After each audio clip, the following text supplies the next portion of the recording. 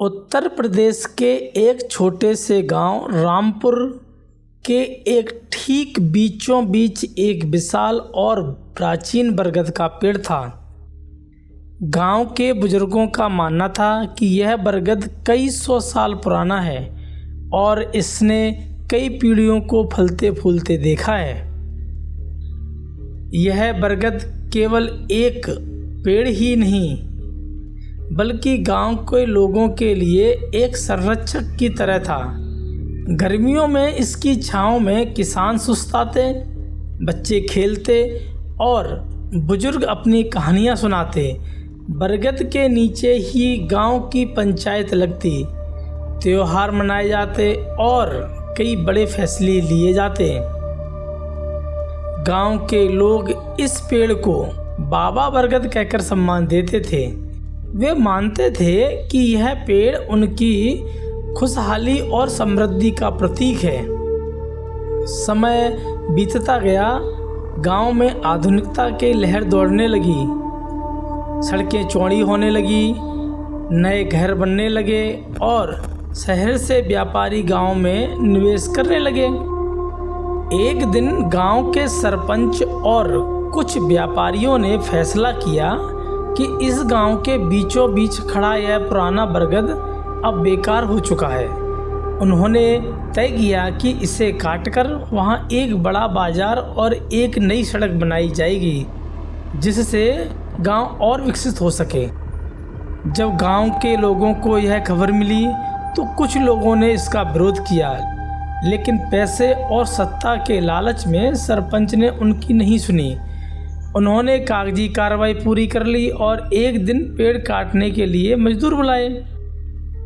जिस दिन पेड़ काटने की तैयारी चल रही थी, गांव के सबसे बुजुर्ग दादा शिव नारायण वहां पहुंचे। वे बरगद के पास गए, उसकी मोटी जड़ों को छूकर बोले, बेटा तुम भी यही चाहते हो?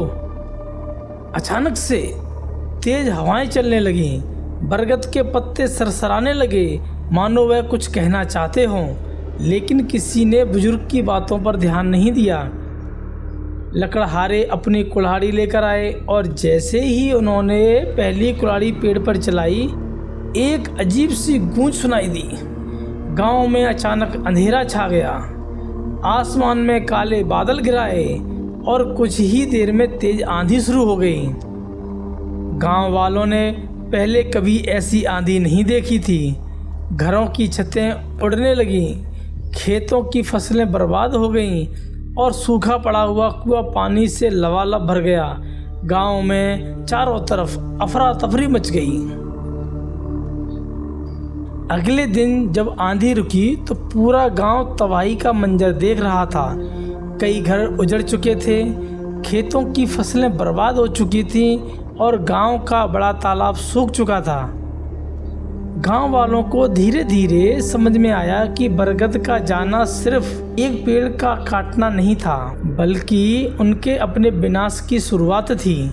सरपंच को अपनी गलती का एहसास हुआ और उन्होंने गांव वालों से माफ़ी मांगी। फिर गांव के लोग मिलकर पेड़ के कटे हुए तने के पास गए और वहां पर नया पेड़ लगाने का संकल्प लिया। गांव वालों ने बरगद की याद में पूरे गांव में सैकड़ों पेड़ लगाए। धीरे धीरे हरियाली वापस आने लगी, बारिश समय पर होने लगी और गांव फिर से समृद्ध होने लगा।